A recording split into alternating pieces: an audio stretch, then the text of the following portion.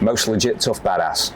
I don't know, Ming, I guess, but I think Sabu's like the toughest guy. Like, I mean, I'm not, you know, like, toughest guy to me is, there's the toughest guy in a fight, you know, the guy you want to backing you in a fight, and there's a guy who just is so, like Sabu is, like he's in a match and he has a barbed wire rip open his arm so you can see the bone in his arm, and he goes, Fonzie, go get me a roll of tape. Fonzie goes to the back and hands Sabu a roll of tape and he tapes it up. I mean, that's just a tough motherfucker, you know?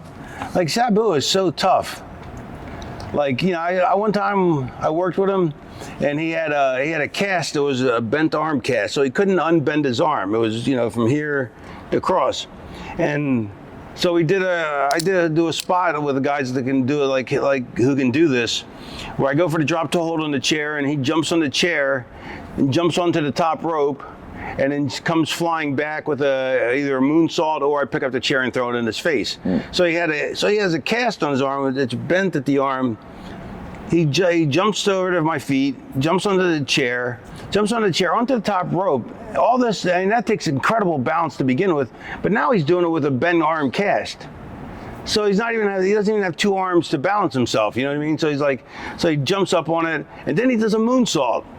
You know, not standing in the corner where he had time to set himself, but off the top rope where he had to balance himself to begin with, and then he comes off. I mean, the guy's so tough. You know, it's crazy. He's coming back now as well. I've not spoke to Sabu since, but he's announced a couple of months ago that he's going to make a return to the ring. I didn't know he had stopped. He stopped about 2.5, 3 years ago. I think he announced it, and now.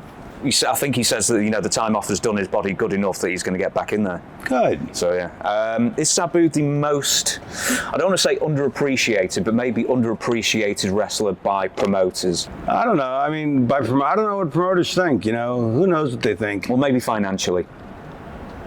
Unappreciated financially? Yeah, because from what I've heard from other people and Sabu himself, he's always just on the cusp of signing, or was just on the cusp of signing a big deal, and then somehow it goes pear-shaped to the last second. Yeah, that's true. Yeah.